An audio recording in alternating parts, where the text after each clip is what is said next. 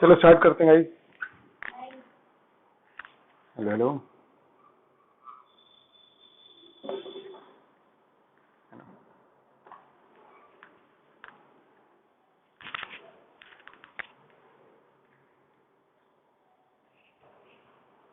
तो चलो देखो, लास्ट क्लास तक अपन ने डेफिनेशन वगैरह देख ली थी और अब सब्सटैंशियल प्रोविजंस जो है मेनली अभी चालू करने थे अपने को,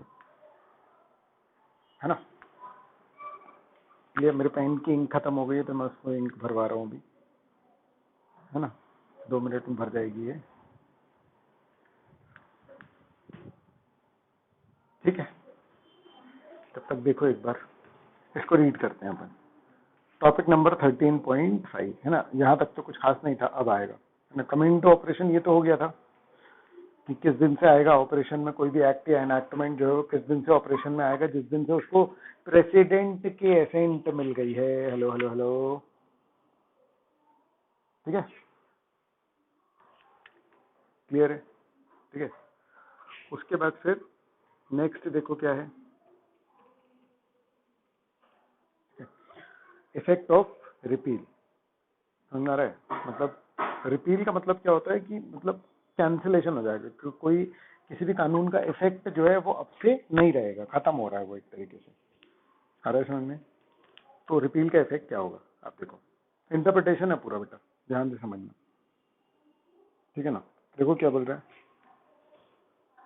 है ना। वेयर दिस एक्ट, कौन सा जनरल क्लॉजेस या कोई भी सेंट्रल एक्ट या रेगुलेशन जो इस एक्ट के कमेंसमेंट के बाद बने, तो कोई भी एक्ट जो इस एक्ट के कमेंसमेंट के बाद बनेगा रिपील कर रहा है any enactment hitherto made or hereafter to be made, है ना, है ना। Then unless a different intention appears the repeal shall not. मतलब आप ऐसे समझो कि अगर किसी, एक सेकेंड है,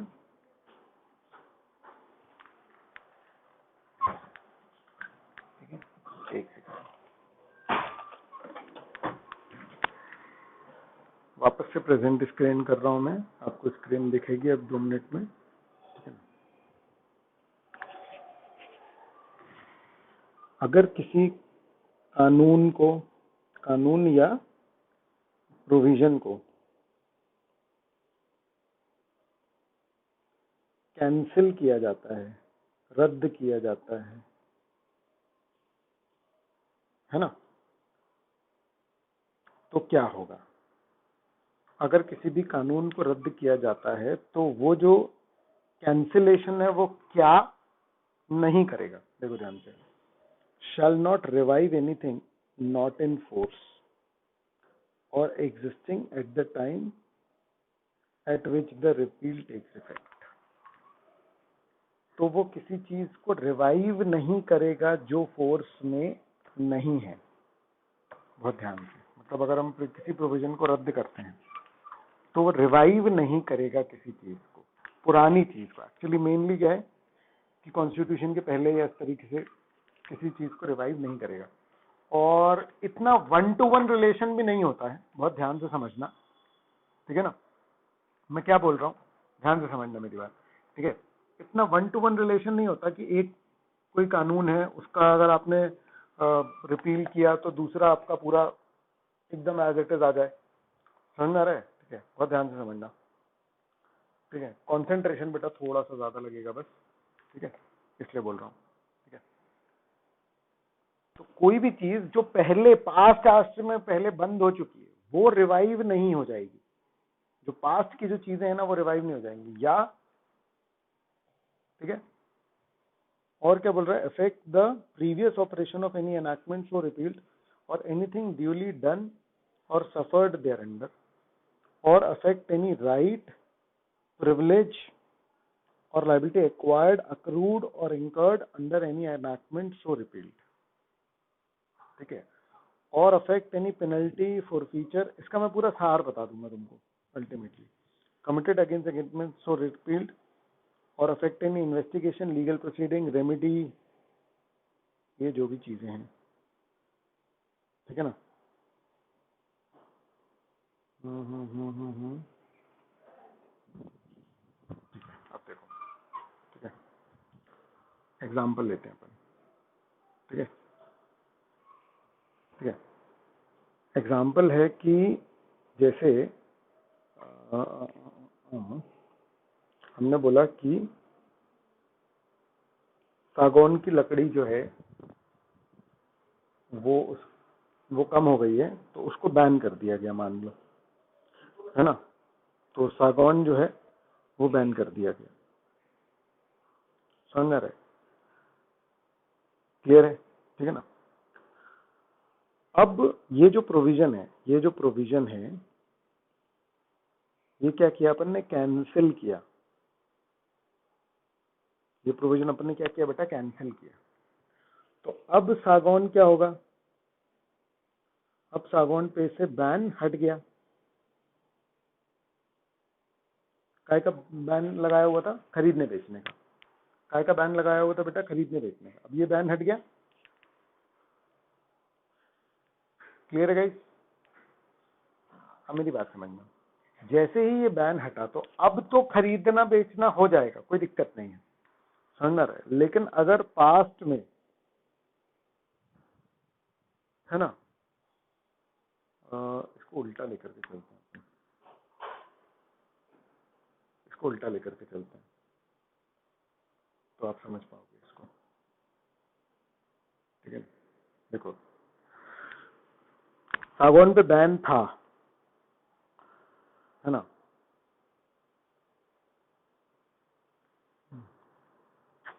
अरे यार नहीं, हटाना ही पड़ेगा इसको। चलो ठीक है, फिर से करते हैं ना, ठीक है ना, कि कोई प्रोविजन अपन ने हटाया, ठीक है।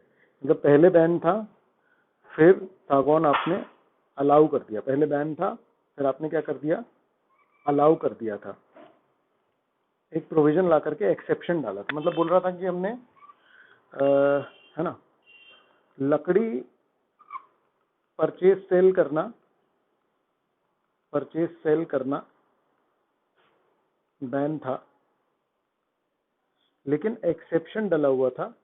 काय का एक्सेप्शन डला हुआ था, कि सागौन अलाउ है। अब अपन ने ये एक्सेप्शन जो है, ये एक्सेप्शन हटा दिया। जैसे ये एक्सेप्शन हटाया तो अब सागौन अलाउ हो गया, अब सागौन क्या हो गया, बैन हो गया। बेटा कोई दिक्कत है तो बताओ, ये समझ में आया, सिचुएशन समझ में आई कि नहीं आई। अपन इसके बेस पे चलेंगे अब आगे, इससे ज्यादा बेटर हो पाएगा। बोलो, लकड़ी परचेज करना सेल करना बैन था, लेकिन सागौन को अलाउ किया हुआ था, समझ आ रहा है, एक्सेप्शन डाला हुआ था। तो ये प्रोविजन अपन ने रिपील कर दिया, ये प्रोविजन अपन ने क्या कर दिया बेटा, रिपील कर दिया। क्लियर है ये, हेलो हेलो हेलो, ठीक है।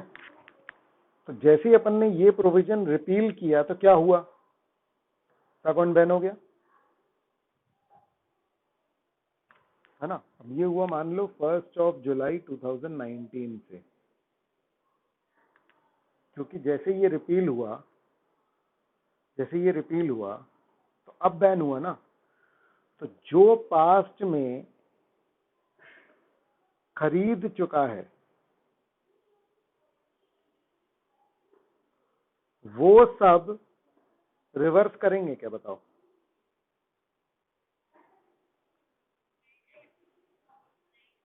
वो सब रिवर्स करेंगे क्या, वो सब रिवर्स करेंगे क्या, नहीं। अरे समझ, अधूरे ट्रांजैक्शन है तो बैन हो जाएंगे, समझ रहा है। यहां पर मेन मुद्दा ये है, ठीक है ना, कि नॉर्मली प्रोविजन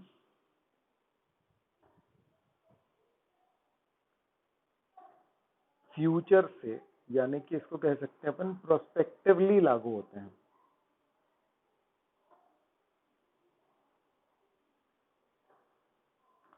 है ना, रेट्रोस्पेक्टिवली नहीं। बोले ये क्लियर है। तो हटा तो आज हटा, वो कोई पर्टिकुलर एनैक्टमेंट अगर रिपील हुआ तो आज रिपील हुआ, समझे कुछ बात। Hello hello hello. तो अगर कोई पुराना कुछ चल रहा था तो उसको वापस से फोर्स में नहीं आ जाएगा वो, समझ ना रहा, मतलब वापस से जिंदा नहीं हो जाएगा, कोई खत्म हो चुका केस है ना। Affect the previous operation of any enactment for repealed, उस प्रोविजन के बल पे जो ट्रांजेक्शन हो चुके हैं उनको मत उठा लेना वापस से। कोई अगर सफर कर चुका है उस पर्टिकुलर चीज के कारण, किसी का कॉन्ट्रैक्ट का केस चल रहा है, हम उन सारी चीजों को अगर जिंदा कर देंगे तो भैया फिर तो कैसे ही हैंडल करते रह जाएंगे। गाइस आपको समझ में आ रहा है क्या बात चल रही है यहाँ पर? हेलो हेलो हेलो, ठीक है ना। तो अगर कोई राइट, प्रिविलेज, ऑब्लिगेशन, लायबिलिटी कोई एक्वायर कर ली गई है, अक्रू हो गई है, इंकर हो गई है, तो फिर वो उसको अपन दोबारा नहीं छेड़ रहे हैं, प्रोस्पेक्टिवली चलाएंगे इसको, ठीक है ना। कोई पेनल्टी अगर पास्ट में लग चुकी है, कोई फोरफीचर हो चुका है, पनिशमेंट इंकर हो चुकी है, ऑफेंस मान चुके हैं, तो वो सब एज इट इज रहेगा। मतलब तुम समझो कि अगर किसी का इनकम टैक्स का कोई केस जो है पुराना चल रहा है, मान लो, आ रहा है समझ में, ठीक है ना। मान लो 2010 का कोई केस चल रहा है किसी का, क्लियर है, 2010 का कोई केस चल रहा है किसी का, तो वो जो केस चल रहा है ना, वो 2010 के एक्ट के हिसाब से होगा। आज की डेट में हो सकता है वो प्रोविजन हटा दिया गया हो, लेकिन वो केस चलता रहेगा। तो कोई investigation, legal proceeding, remedy, right, privilege, obligation, liability, penalty, forfeiture, जो भी उस इन्वेस्टिगेशन का इंस्टीट्यूट हो चुका है, वो जो है वो जारी रहेगा। उस पे वो इस तरीके से होगा जैसे कि रेगुलेशन पास नहीं हुआ हो, समझ में आ रहा है? जैसे कि रिपील हुआ ही ना हो, वो केस पुराने, क्योंकि तुमने वो एक्ट उस समय किया जब वो प्रोविजन लागू था।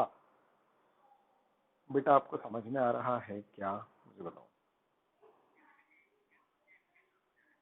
हाँ, डिसीजन उसी नहीं, मतलब हाँ, मतलब जो रिपील हो चुका है तो उस समय जब एक्टिव था उसके हिसाब से, जब वो एक्शन हुआ ना उस समय क्या कानून था उसके हिसाब से आता है, समझ में आ रहा है? ऐसा नहीं कि अब वो हटा दिया कानून ने तो पूरा केस ही कैंसिल हो जाए, नहीं होता, केस जिंदा रहेगा।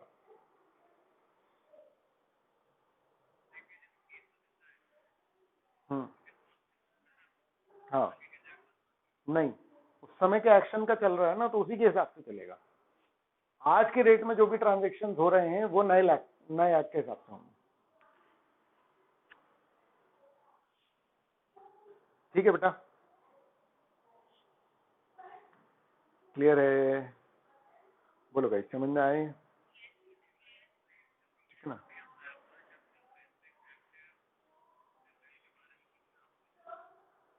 हाँ, क्योंकि देखो ना शुरू में ही लिखा है ना, repeals any act unless different intention appears, clearly लिखा हुआ है ना, अनलेस डिफरेंट इंटेंशन अपीयर्स लिखा ही हुआ है उसमें, है ना। तो कई बार कुछ एक्ट्स होते हैं जो रेट्रोस्पेक्टिव इफेक्ट से आते हैं, लेकिन नॉर्मली ऐसा नहीं हो सकता। तो रिपील का इफेक्ट भी क्या होगा, प्रोस्पेक्टिवली जाएगा, नहीं तो फिर तो बहुत केओस मच जाएगा, मतलब पूरे जुडिशरी में, है ना, ठीक है। Revive anything not in force or existing at the time at which the repeal takes effect. ये एक्चुअली में बाकी पॉइंट्स का ही समराइज्ड फॉर्म है, आ रहा है समझ में। तो वो कह रहा है कि कोई भी चीज जो हो चुकी है ना खत्म, उसको वापस से जिंदा नहीं कर देगा ये, समझ में आ रहा है, ठीक है ना। जो चीज खत्म हो गई, ट्रांजेक्शन खत्म हो गया, तो उसको वापस से जिंदा नहीं करेगा, बस ये वाली बात है, क्लियर है, ठीक है। ये दो उसके क्वेश्चन है, समझ में आ रहा है।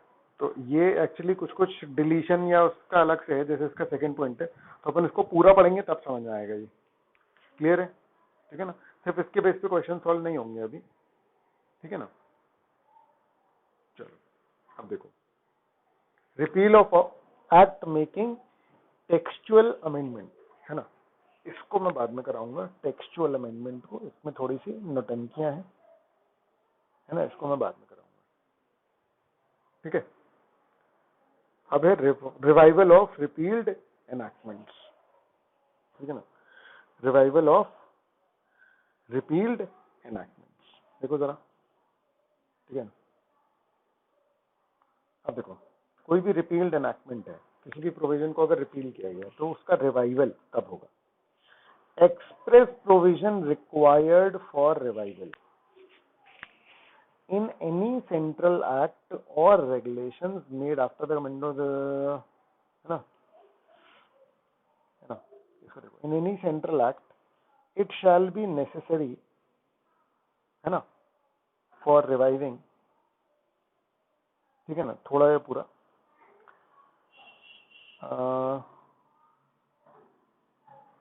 it shall be necessary, है ना, हाँ, for reviving that reviving any enactment repealed, जितना हाईलाइटेड है उतना बस ध्यान से अगर नोटिस करोगे तो समझ में आएगा। किसी भी रिपील्ड एनैक्टमेंट को, किसी भी रिपील्ड एनैक्टमेंट को अगर आपको रिवाइव, अगर आप उसका रिवाइवल चाहते हो तो उसके लिए एक्सप्रेस प्रोविजन होता है। आ रहा है समझ? ठीक है, क्यों बोल रहा है ये? इसकी अजीब सी बात क्यों है कि भैया रिपील कर रहा है तो मतलब उसको, उसके लिए एक्सप्रेस एनैक्टमेंट चाहिए। आप समझो, जैसे मान लो कंपनीज एक्ट के कुछ प्रोविजंस जो हैं रिपील किए गए, ठीक है, एक्सीडेंटली रिवाइवल नहीं चलेगा, बहुत ध्यान से समझो, एक्सीडेंटल रिवाइवल नहीं चलेगा, एक्सप्रेसली आपको उसको रिवाइव करना पड़ेगा, है ना। देखो जैसे मान लो मैं तुमको बोलता हूँ, एग्जाम्पल बता रहा हूँ, है ना, एग्जाम्पल मान लो कि वो एक आए थे ना अलग, टीटी बैगन, टीटी बैगन याद है आपको? बहुत हल्ला चला था उसका। बैगन क्या था, बैगन को क्या बोलते, ब्रिंजल, है ना। अरे यार एक सेकंड ना, स्क्रीन वापस से रिवाइव हो रही है।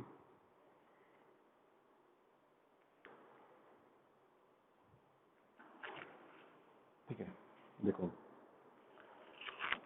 तो क्या था, टीटी ब्रिंजल, है ना। टीटी ब्रिंजल अलाउ था, उसको अलग से क्या अपन ने क्या किया, टीटी ब्रिंजल अलाउ करने वाला, टीटी ब्रिंजल बेचने वाला एक जो कानून था, मान लो, समझ रहा है, टीटी ब्रिंजल बेचने वाला, मान लो कि टीटी ब्रिंजल बेचने वाला कोई कानून था, है ना। इसको अपन ने क्या कर दिया बेटा, है ना, इसको अपन ने रिपील कर दिया। रिपील कर दिया मतलब अब टीटी ब्रिंजल जो है वो नहीं बिकेगा, है ना। अब टीटी ब्रिंजल जो है वो नहीं बिकेगा। अब अगर कभी अगर मान लो ऐसा प्रोविजन आता है जिसमें वेजिटेबल्स अलाउ किए,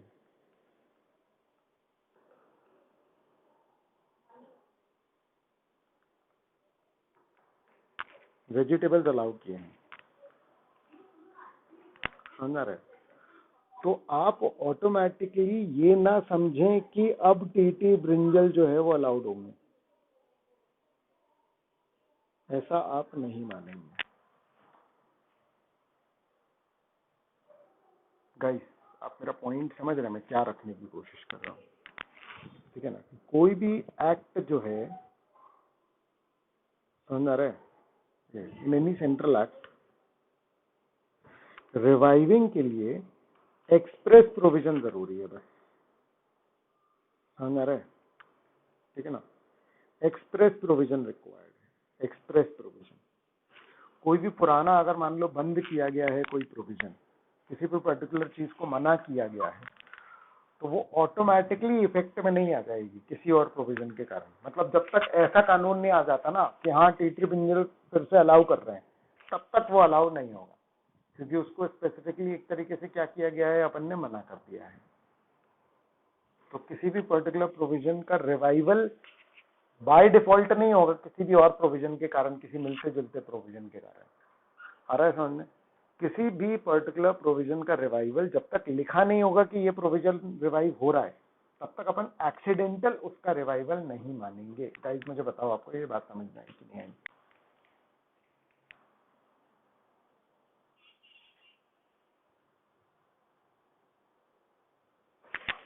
ठीक है ना। और इफेक्टिव डेट इसकी बहुत पहले से है तो it doesn't matter at all, ठीक है, क्लियर है ना? आप देखो अब क्या बोल रहे हैं? अब जो एनेक्टमेंट्स अपन ने रिपील कर दिए हैं, अगर उनके रेफरेंसेस कहीं पर पड़े हुए हैं, जैसे फॉर एग्जांपल मान लो 1956 एक्ट जो है वो रिपील हो गया, कंपनीज एक्ट 1956 जो है वो रिपील हो गया। लेकिन अगर मान लो कि तुम्हारा बोनस एक्ट जो है लेबर का या पीएफ एक्ट है, उसमें रेफरेंस था कंपनीज एक्ट 1956 का, आ रहा है समझ? क्लियर है? 1956 एक्ट रिपील हो गया, लेकिन बोनस एक्ट तो रिवाइज नहीं हुआ। कायदे से बोनस एक्ट को चेंज करके अब हमको कंपनीज एक्ट को क्या करना चाहिए था, उस 1956 एक्ट के उस सेक्शन की जगह पर क्या लिखना चाहिए था हमको, 2013 का सेक्शन लिखना चाहिए था। हेलो हेलो हेलो गाइस, आपको बात समझ में आ रही है? और पता नहीं, देखो बोनस एक्ट में लिखा था कि वो वर्कर जो ऐसी कंपनी में काम कर रहे हैं जो कंपनीज एक्ट 1956 में रजिस्टर्ड है, मान लो ऐसा लिखा हुआ था, उसको बोनस मिलेगा।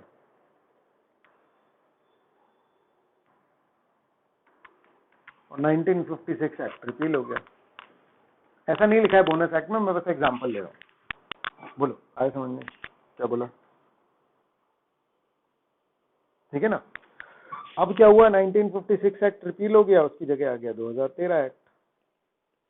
लेकिन बोनस एक्ट तो नहीं हुआ रिवाइज, बोनस एक्ट तो वहीं का वहीं है, वो तो अभी भी बोल रहा है 1956। तो क्या इसका इंटरप्रिटेशन ऐसा निकलेगा कि 2013 एक्ट में जो भी बंदा रजिस्टर है उसको नहीं मिलेगा बोनस? क्या हम इसका ऐसा इंटरप्रिटेशन निकालें? समझ आ रहा है? तो ये हमारी मदद करेगा इंटरप्रिटेशन निकालने में। तो कह रहा देखो, situation where a provision is repealed and is reenacted by any other act, है ना? तो वेयर दिस एक्ट और कोई भी सेंट्रल एक्ट जो है मेरे डॉक्टर को रिपील्स एंड री इनैक्ट।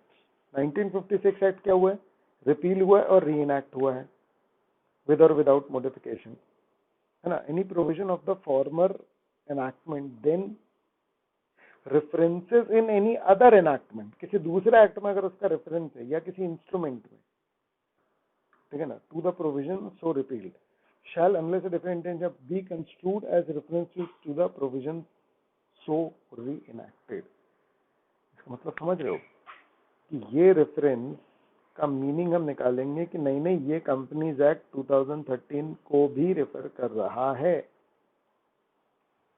बोलो,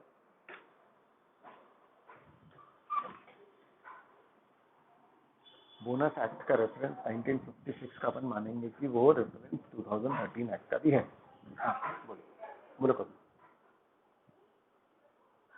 अग्रीड ना? हाँ बिल्कुल। तो वो रिपील और री इनैक्ट हुआ है ना, वही प्रोविजन। अगर सिर्फ रिपील हो गया, री इनैक्ट हुआ ही नहीं, मैं एक्ट की बात, मेरी बात समझ, मैं एक्ट की बात जरूर कर रहा हूँ, लेकिन एक्ट में वो प्रोविजन भी होना चाहिए ना।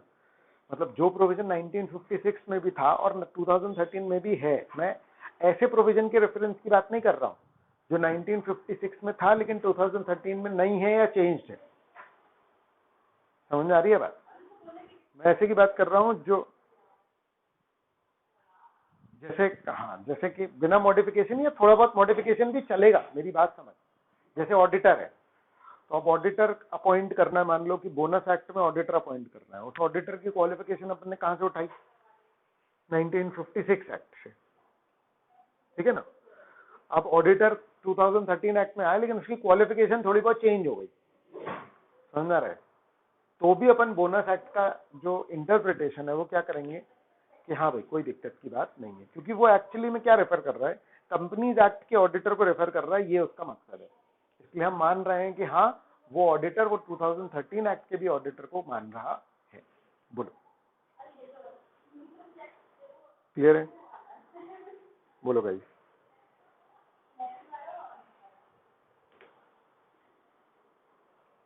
हेलो हेलो हेलो,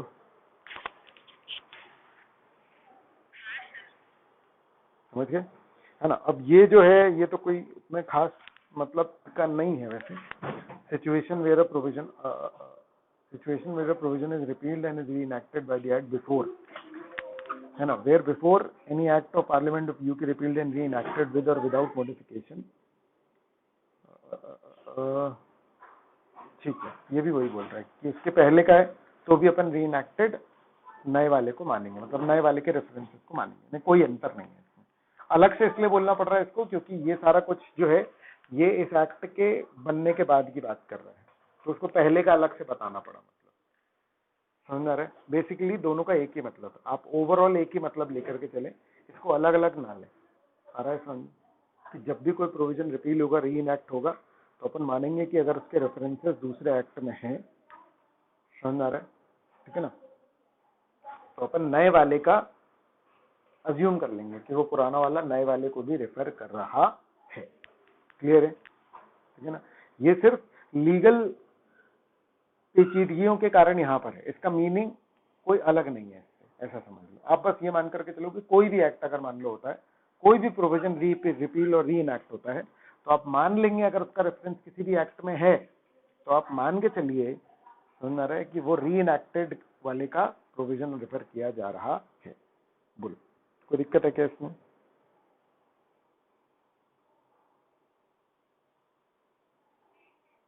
ठीक है ना। चलो अब देखो, commencement and termination of time, मतलब इंटरप्रिटेशन की इंतहा एक्चुअली में लेकर के जाएगा और उसकी लिमिट्स नहीं है, मतलब अभी भी इसकी और गहराई में जा सकता है। मेरी बात समझना, जैसे मान लो कि मैं तुमको कोई भी चीज बोल रहा हूँ, मतलब अगर मान लो कि मैं तुमको बोल रहा हूँ बुक, एक शब्द मैंने यूज किया बुक। अब मान लो कि बुक को डिफाइन तुमने बोला कि भैया बुक मतलब कौन सी बुक, समझ आ रहा है, और अब मैं तुमको बता रहा हूँ कि भैया वो कॉमर्स वाली बुक। कॉमर्स वाली बुक तो भैया कॉमर्स का मतलब क्या, अरे समझ, कॉमर्स को डिफाइन करने के लिए मैं 6 वर्ड यूज करूंगा, तो उन वर्ड्स में से उन वर्ड्स का मतलब क्या। मेरा पॉइंट समझ रहे हो कि वो लिमिट खत्म नहीं होती, इसीलिए हमको अल्टीमेटली रीजनेबल पे आ जाना पड़ता है। मेरी बात समझ रहे हो कि हम एक लिमिट तक गहराई में जा सकते हैं उसमें, उसके बाद और गहरे में नहीं जा सकते। गाइस आपको मेरी बात समझ में आ रही है कि नहीं आ रही है ना। तो इसको कंक्लूड करने की कोशिश मत करना, क्योंकि इसको तुम कंक्लूड करने की कोशिश करोगे बिल्कुल 100%, तो ये नहीं हो पाएगा, कभी नहीं हो पाएगा। हेलो गाइस, ठीक है ना, मतलब देयर विल बी सिचुएशंस जिसमें की चीजें ना लग पाए, समझ रहे, लेकिन उतनी rarest of the rare situation के लिए नहीं बनता कानून। जो है वो मेनली प्रैक्टिकल प्रॉब्लम्स को सॉल्व करने के लिए बनता है। लेकिन इस वाले एक्ट में कुछ ऐसी गहराइयों वाली चीजें हैं, समझ रहे, जो एक्चुअली में कॉमन सेंस है, लेकिन वही वकील फंसा देते हैं ना फिर कि नहीं नहीं, जैसे ये वाला देखो, देखो ध्यान दो, commencement and termination of time किसी भी एक्ट में, है ना, it shall be sufficient for the purpose of excluding the first day in the series of days or the other period of time to use the word from, and for the purpose of including the last day in the series, है ना, use the word to। ठीक है ना, क्या बोल रहे हैं, है ना, it shall be sufficient for the purpose of excluding the first in a series of days or any other period of time to use the word from। मतलब कि जब वो बोल रहा है ना from first to 31st Jan, है ना, तो इसका मतलब फर्स्ट से चालू हो रहा है, मतलब एक्सक्लूड द फर्स्ट। इसमें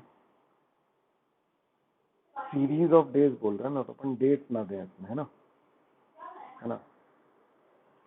मतलब उसको बोल रहा है 30 days from 1st of January, अगर ऐसा बोल रहा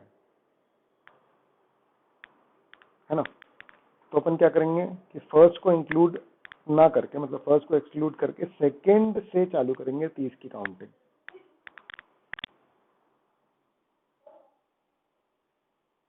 है ना। इसमें कायदे से फर्स्ट को इंक्लूड होना चाहिए, मैं इसको एक बार इसकी लैंग्वेज को और एक बार देख लूंगा,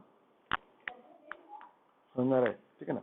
बाकी टू वाला तो सिंपल है, अगर मान लो वो बोल रहा है टू 31st Jan, मतलब 30 days till year to 31 Jan, तो इसमें 31 इंक्लूड होगा, इसमें 31 जो है वो इंक्लूड होगा। लेकिन जब आप फ्रॉम से वो करोगे तो ये फर्स्ट इन द सीरीज जो है वो एक्सक्लूड हो जाएगा।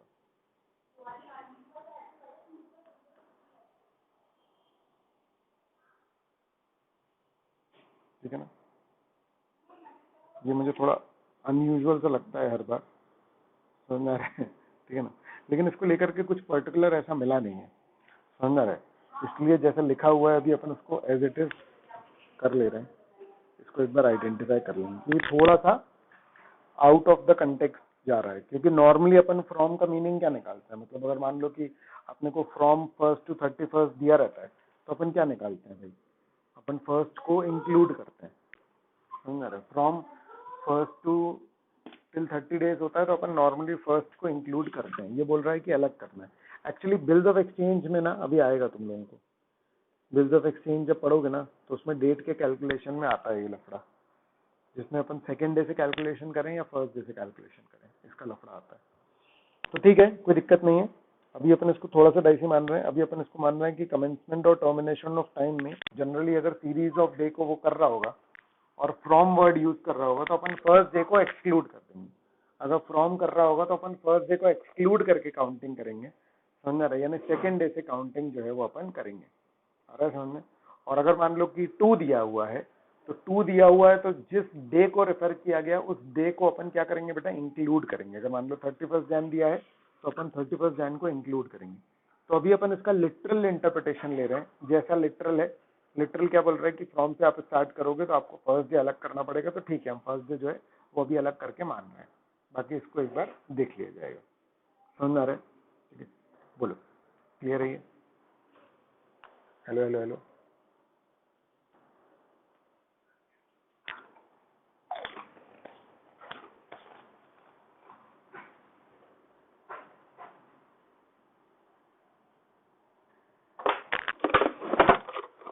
एक मिनट,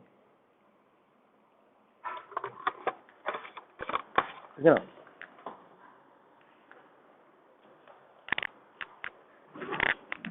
अब देखो क्या बोल रहा है, कंप्यूटेशन ऑफ टाइम। टाइम को कैसे लोगे? वेब एनी सेंट्रल एक्ट और रेगुलेशन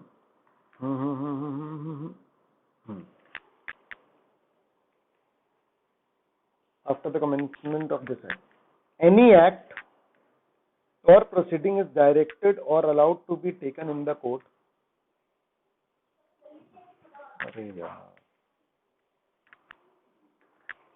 बहुत भार हो गया, आजकल बड़ा हैंग हो रहा है।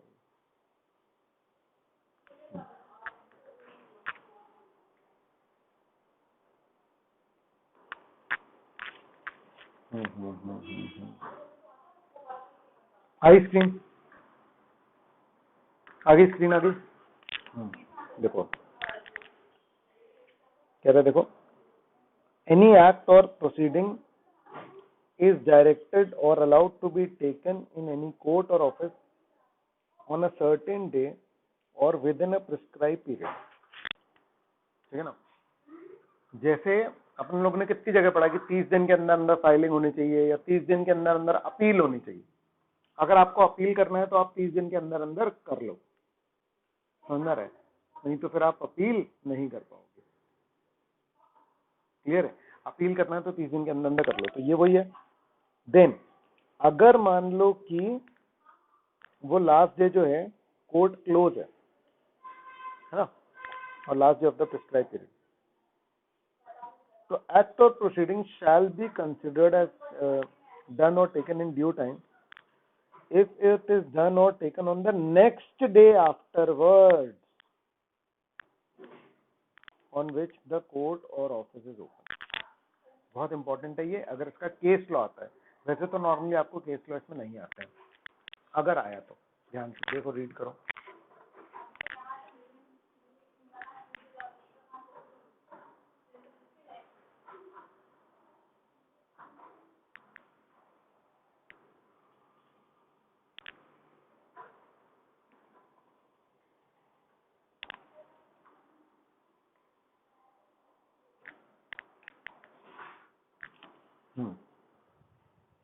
बोलो किसी को दिक्कत है तो।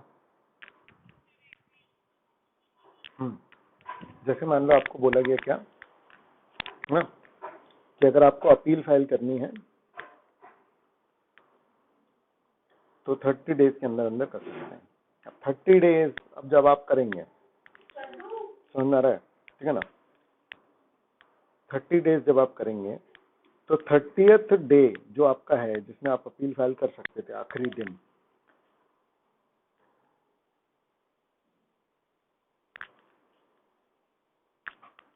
हाँ हाँ हाँ, फिर से आ रही है, आ रही है।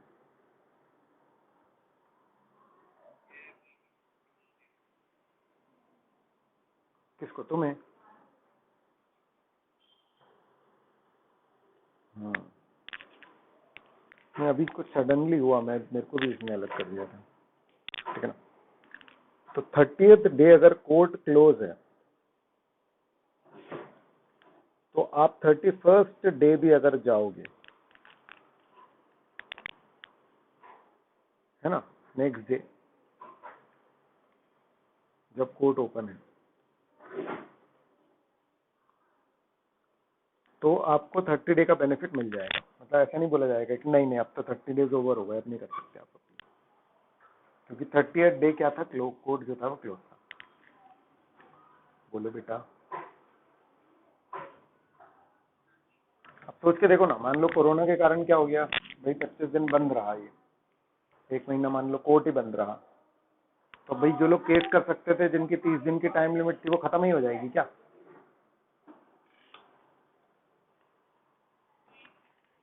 है ना।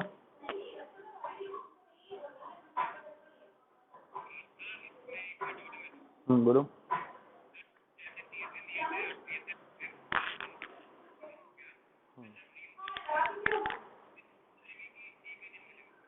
देखो क्या बोल रहा है, next day afterwards on which court is open, इसका मतलब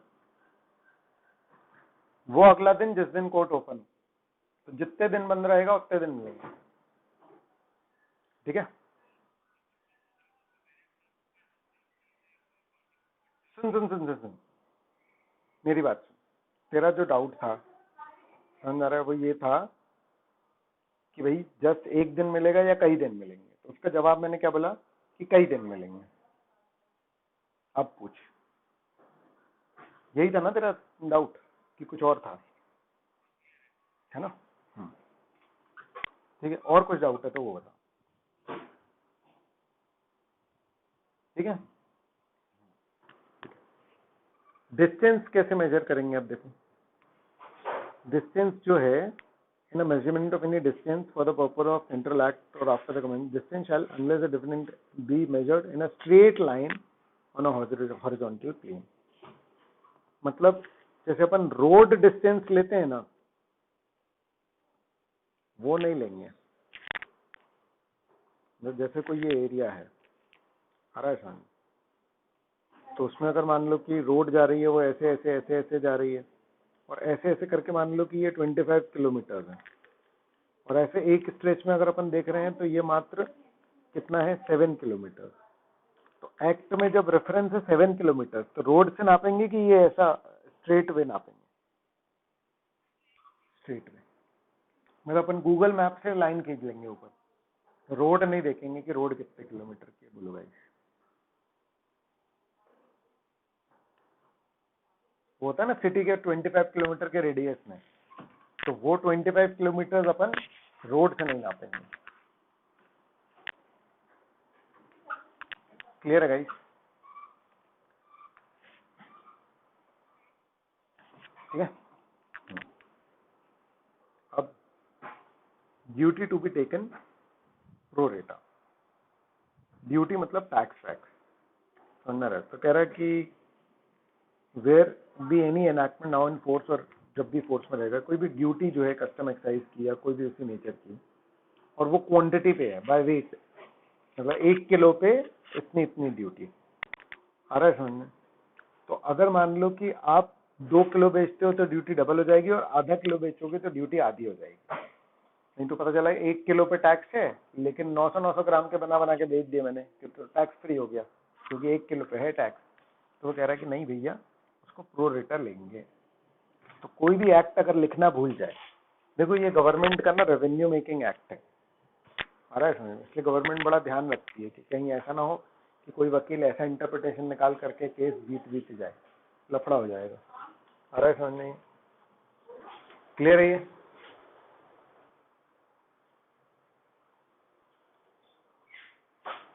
हाँ ठीक है बेटा, ठीक है। चलो फिर क्या बोल रहे हैं, जेंडर का interpretation of masculine gender in all central act, ठीक है ना। Masculine gender shall also be taken to include female. आ रहा है समझ में? ठीक है ना। तो अब मेरे से फालतू के डाउट मत पूछना, आ रहा है समझ में? ठीक है ना, क्लियर है, सब इंक्लूड कर लेंगे अपन उसमें, ठीक है ना। चलो ठीक है, समझ जाओ, ठीक है, जो समझ गए वो समझ गए, ठीक है ना। चलो, इंटरप्रिटेशन ऑफ सिंगुलर वर्ड, मतलब सिंगुलर वर्ड है shall include the plural and vice versa, until unless जहां पर कि बहुत स्पेसिफिकली वो है। देखो section 13 shall not apply unless कि बहुत पर्टिकुलरली वो यूज कर रहा है, मतलब आ रहा है समझ में? ठीक है ना, कि पता चला कहीं वो बोल रहा है कि ही जो है वो मेल बाथरूम में जाते हैं, तो अपन बोल रहे हैं ही का मतलब कि वो शी भी इंक्लूडेड है, तो ऐसा मत इंटरप्रिटेशन हर जगह मत घुसेड़ देना। जब कानून बनाया जाता है ना, तो एब्सर्ड सिचुएशन के लिए नहीं बनाया जाता, आपको कानून को समझना होता है ऐसे कि भाई किस लिए बनाया गया, कहाँ कहाँ उसका इफेक्ट चला जाएगा, तो फिर ऐसे तो वो दुनिया रुक ही नहीं पाएगी। मेरा पॉइंट समझ रहे हो? आपको ये सोचना है कि ये क्यों बनाया गया है, क्योंकि प्रॉब्लम्स तो होंगी उसमें, क्योंकि उसकी एप्लीकेबिलिटी कहाँ कहाँ जाएगी ये कानून बनाने वालों को भी नहीं पता होता।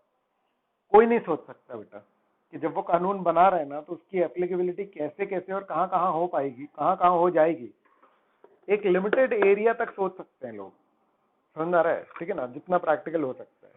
लेकिन तुम समझो कि हर दिन यूनिक सिचुएशंस क्रिएट हो सकती हैं, जब बहुत ज्यादा एब्जर्ड हो जाती है कोई यूनिक सिचुएशन, तो ऑब्वियसली बात है फिर अमेंडमेंट आता है। अदरवाइज आप हमेशा इस बात पे फोकस किया करो जब भी आप इंटरप्रिटेशन निकालो कि ये बनाया कौन से वाले पर्टिकुलर पर्पस के लिए बनाया गया है, उससे आपको समझने में मदद मिलेगी। अब उसका एरिया कहाँ कहाँ चला गया है, ये लॉ मेकर की ऑब्वियसली बात है प्रॉब्लम है, और ये बहुत जेन्युइन प्रॉब्लम है। मतलब इसमें आप फिर कुछ ये नहीं बोल सकते कि भैया देखो लॉ मेकर ने ये ध्यान नहीं रखा, इससे तो ऐसा हो जाएगा, क्योंकि जितनी भी बुराइयां होती है ना कानून की, सरकार की, वो एक्चुअली में इसी बात को लेकर के होती है कि भैया तुमने इसका नहीं सोचा, तुमने उसका नहीं सोचा। कई बार ये भी होता है कि हाँ लापरवाही से बनाए गए हैं, और कई बार ये सिर्फ ऐसा होता है कि भैया नहीं सोच पाते यार, कोई नहीं सोच पाता, तुम भी करते तो नहीं सोच पाते। मतलब पॉइंट समझ में आ रहा है क्या? तब अमेंडमेंट ही एक रास्ता रहता है जिसको चेंज करके अपन फिर इंक्लूड कर देते हैं। बोलो बेटा, मेरी बात समझ में आ रही है या नहीं आ रही है ना? तो अपन लोग, हाँ, तो जब लिटरल ले रहे हो ना तब ये बहुत काम आता है। जब आप लिटरल ले रहे हो तब ये बहुत काम आता है कि पता चला लिटरल ले रहे हो और उसमें ही लिखा हुआ है, तो आपने बहुत स्ट्रांगली बोला कि भैया ये टैक्स जो इनकम टैक्स, तो इसमें ही लिखा हुआ है तो वही पे करेगा। समझ में आ रहा है? मतलब फीमेल पे कोई टैक्स ही नहीं है। समझ में आ रहा है? तो ऐसे इंटरप्रिटेशन नहीं लेने हैं, ये इफेक्ट है उसका। इसके लिए जनरल क्लॉजेज एक्ट आपकी मदद करेगा। समझ में आ रहा है? ठीक है ना। चलो फिर देखो, हाँ बेटा,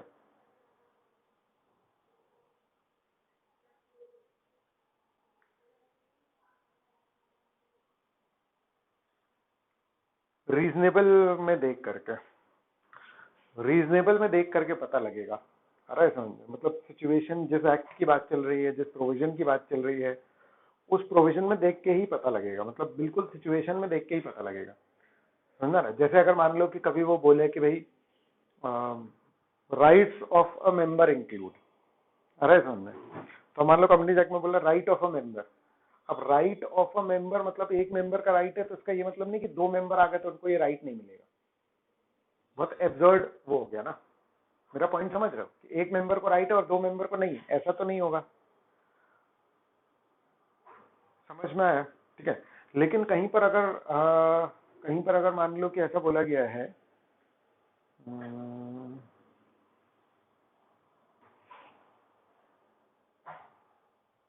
कि मान लो कि किसी एक को मिलेगा, कोई एक बेनिफिट है, समझ में आ रहा है, ठीक है ना, तो वो ईदर सन को मिलेगा या कुछ इस तरीके से यूज किया गया है, तो वहां ऑब्वियस सी बात है, वो आपको समझ में आ रहा है कि भाई दो में से किसी एक की ही बात कर रहा है ना वो, तो वहां पर जो सिंगुलर वर्ड यूज किया है वहां पर उसको अपन प्लूरल कंसिडर नहीं कर सकते, क्योंकि वो बोल ही रहा है कि या तो ये या तो वो, मतलब दो में से कोई एक। क्लियर है ना, मतलब समझ में आ रहा है?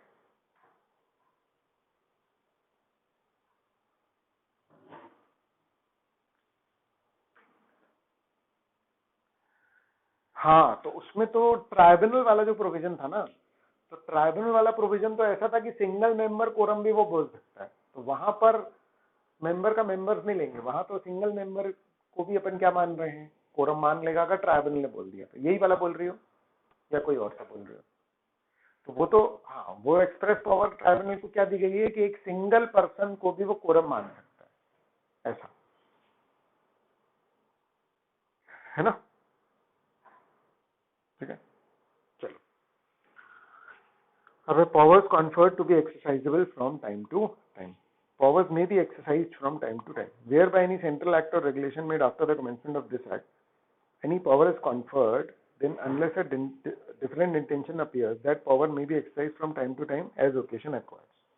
मतलब वो कह रहा है कि सिंगल टाइम पावर नहीं है, बहुत वो वाला है, समझ रहे कि जब जब आपको जरूरत पड़ेगी तब तब आपको पावर एक्सरसाइज कर सकते हो, where by any central act, जो कि कोई पावर कॉन्फर कर रहा है किसी अथॉरिटी को, तो जब जब ओकेजन आएगा तब तब वो पावर जो है वो आप यूज कर सकते हो। मतलब पावर हर बार देने की जरूरत नहीं पड़ेगी, पावर एक बार दे दी तो एक सिंगल एक्ट के लिए नहीं है, वो मल्टीपल एक्ट्स के लिए रहेगी। आ रहा है समझ में?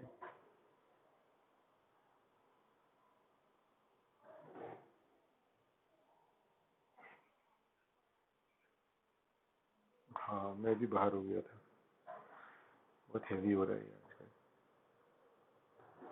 ठीक है ना। तो powers conferred to be exercisable from time to time, एक बार अगर आपको पावर मिली तो आप उसको मल्टीपल टाइम्स यूज कर सकते हैं। एक बार अगर आपको पावर मिली तो आप उस पावर को मल्टीपल टाइम, जब जब ओकेजन आएगा तब तब आपको पावर यूज कर सकते हैं। जैसे कर्फ्यू लगाने की पावर है, कलेक्टर को मिली, समझ में आ रहा है, ठीक है ना। तो जब जब ओकेजन की रिक्वायरमेंट रहेगी तब तक वो पावर कर सकता है, ऐसा नहीं कि सिंगल टाइम उसके पास पावर रहेगी।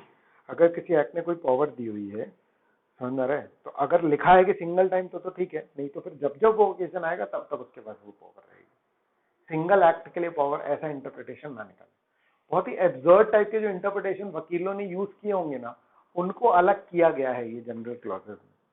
आ रहा है समझ में कि बहुत ही एब्सर्ड। एक्चुअली क्या है ना, आज की डेट में कानून बहुत अच्छा हो रहा है, मतलब समझ में आ रहा है, अब जो प्रोविजंस भी बन रहे हैं, जो वो है, वो काफी अच्छे लेवल पर उसका कंस्ट्रक्शन हो रहा है कि रीजनेबल प्रैक्टिकल सिचुएशंस को कवर कर रहा है। नहीं तो पहले बहुत ही सड़ी सड़ी सी बात पर जो कानून है ना, वो बहुत ही स्ट्रिक्ट सेंस में चलता था, बहुत ही लिटरल सेंस में चलता था। फिर कई बार सिचुएशन जो है वो एब्सर्ड हो जाती थी, लेकिन लोग रीजनेबल इंटरप्रिटेशन नहीं निकालते थे, सिर्फ लिटरल निकालते थे। कानून बनते भी उसी तरीके के थे थोड़े से। आ रहा है समझ में? तो अब इन चीजों का उतना रेलेवेंस, कुछ कुछ चीजों का इतना रेलेवेंस नहीं है, लेकिन हाँ, इस बात का तो उतना रेलेवेंस नहीं है। मतलब ये बहुत ऑब्वियस बात है। हेलो हेलो हेलो, क्लियर हुआ? बताइए। ठीक है, ठीक है, बाकी का अपन कल कर लेते हैं, है ना। Power to appoint include power to suspend और डिसमिस, नॉर्मल है, ठीक है ना। सब्स्टिट्यूशन ऑफ, मतलब कोई ऑफिसर है उसकी जगह कोई दूसरा आ गया तो वो केस वेस उसके नाम से चलेंगे, पोस्ट के नाम से चलेंगे, सक्सेसर्स वगैरह को लेकर के, है ना। ऑफिस चीफ सबॉर्डिनेट पे कैसे लगेगा, ठीक है, ये सारा अपन कुछ कल करते हैं। सड़ा सा है लेकिन फिर भी दिमाग खराब करने वाला हो सकता है। अरे शान, ठीक है ना, चलो कल करते हैं।